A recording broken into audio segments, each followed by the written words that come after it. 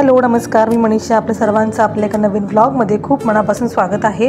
I hope की तुम्ही सगळे छान मस्त असाल. आणि आज आहे गुढीपाडवा आणि सगळ्यांना गुढीपाडव्याच्या मराठी नवीन वर्षाच्या सगळ्यांना खूप साऱ्या शुभेच्छा. हे नवीन वर्ष तुम्हाला सगळ्यांना छान मस्त आणि आरोग्याचं जाऊ दे, आनंदाचं जाऊ दे आणि तुमच्या मनात सगळ्या इच्छा ज्या आहेत ना त्या पूर्ण होऊ देत. तर असून आपल्या नवीन वर्षाला सुरुवात होते, हिंदू नववर्षाला सुरुवात होते आणि आपण ती गुढी उभारून साजरी करतो.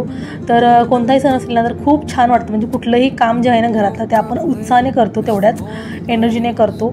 आणि सकाळचं आता हे दारातलं सगळं जे आहे ना ते सगळं असं झाडून काढणं हे होऊन आता 3-4 दिवस झाले आणि हा व्हिडिओ थोडासा लेटच येतो आहे. आणि माझ्या शुभेच्छा आहेत त्या तुमच्यापर्यंत लेटच पोहोचत आहेत, कारण जास्त करून यामध्ये जे व्हिडिओ मला शूट जास्त करायला मिळालं नाही सासरी असल्यामुळे. आणि एडिट करायला पण थोडा मला वेळ लागला, कारण मुलांची तब्येतही 3-4 दिवसापासून बिघडलेल्या आहेत. म्हणजे दोघांनासुद्धा ताप आलेला आहे, प्रेमला आणि श्रीला.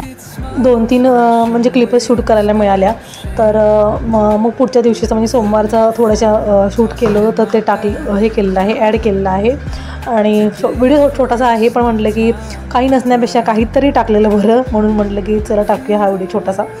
आणि मग 2-3 दिवसापासून मुलांची तब्येत बरी नसल्यामुळे मला काही एडिट करायला मिळालं नाही. सो म्हटलं की आज टाकूयात. आज थोडी मुलांची तब्येत बरी आहे आणि ताप पण दोघांचा उतरलेला आहे. आणि मुलांची तब्येत बरी नसली की कुठल्याच कामामध्ये लक्ष लागत नाही. स्वतः हे आवरून घेते.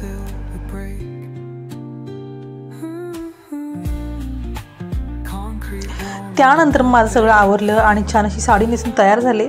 साडी जास्त अशी भरजरी वगैरे नाही नेसली, अगदी साधी आणि हलकीच नेसलेली आहे साडी. म्हणजे कसं दिवसभर म्हणजे काम करेपर्यंत कम्फर्टेबल वाटेल म्हणून. जास्त भरतर नेसली की कम्फर्टेबल वाटत नाही आणि आता गरमी खूप वाढली आणि त्यामुळे खूप गरम होतं. त्यामुळे साधी सिंपल अशी साडी नेसले. दुपारपर्यंत तरी ॲटलिस्ट मी नेसणार आहे साडी. म्हणजे जेवण वगैरे सगळं दुपारपर्यंत सगळं काम आवरेपर्यंत, पोळ्यांचा स्वयंपाक वगैरे सगळा होईपर्यंत, त्यानंतर मग जेवण वगैरे होईपर्यंत सगळं दिवस म्हणजे दुपारपर्यंत नेसणार आहे साडी. काय रे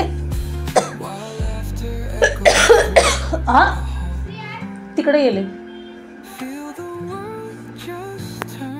आणि साधी सिंपलच तयार झाले, कारण कुठे बाहेर वगैरे जायचं नाही आहे, घरीच थांबणार आहे. त्यामुळे मेकअप वगैरे काहीच केलेलं नाही. अगदी नॉर्मल साधं सिंपल आपलं जे स्किन केअर रुटीन असतं तेवढंच केलेलं आहे.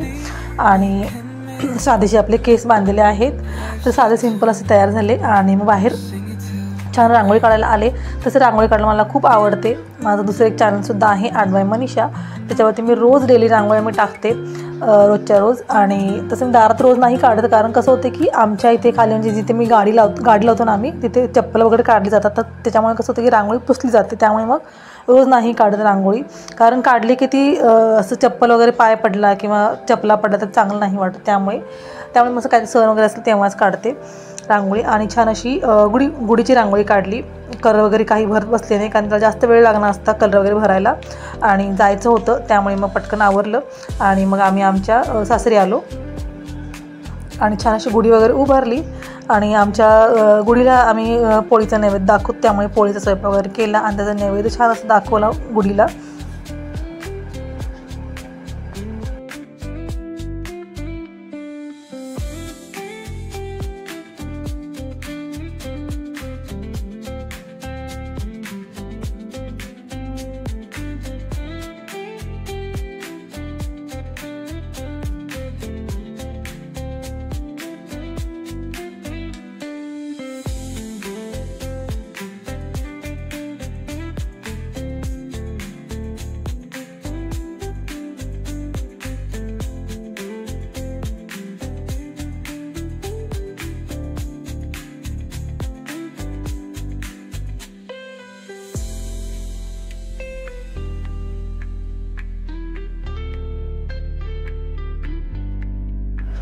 त्याच दिवशी पार्सल आलं होतं, मिशोकडून पार्सल एक मागवलं होतं. चॉपिंग बोर्ड मागवला होता.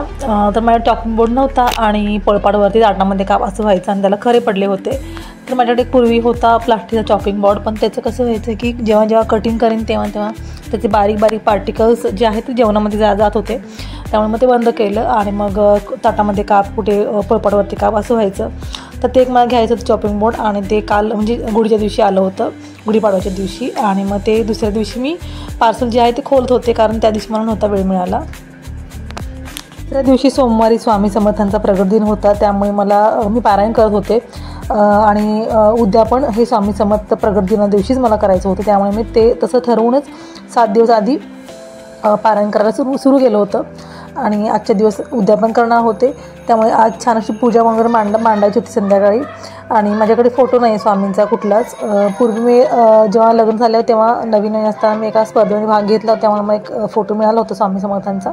तर तो फोटो जो आहे तो मला सासरी आहे आणि माझ्याकडे असा फोटो नव्हता स्वामी समर्थांचा. तर म्हटलं की एक स्केच काढूया, तयार करूया एक स्वामी समर्थ छान असा फोटो. तर ते काढायला बसले दुपारी काम आवरल्यावर, पण ते काही झालं नाही लगेच, कारण त्याला फार वेळ लागणार होता. मग ते ठेवून दिलं आणि मी स्वामी समर्थांच्या चरित्रांचं पुस्तकाचं प्रिंट मारून आणलं होतं. तर त्याचाच फोटो मग इथे ठेवला, पाटावरती मांडला, व्यवस्थित पूजा वगैरे केली. आणि माझ्याकडे स्वामी समर्थांच्या चरित्राचं पुस्तक नव्हतं, तर मग ऑनलाईन मी एक PDF डाउनलोड करून त्याची प्रिंट मारून आणली होती. मग तीच ठेवली आणि त्याचीच पूजा केली. शेवटी आपल्याला काय असतं ते महत्त्वाचं नसतं, आपल्या मनामधले जे भाव असतात तर ते महत्त्वाचे असतात आणि श्रद्धा महत्त्वाची असते. तर त्यामुळे म्हटलं की असंच पुस्तक जे आहे प्रिंट मारून आणले तर तेच ठेवूया आणि पूजा करून घेऊया. तर छान अशी पूजा वगैरे केली संध्याकाळी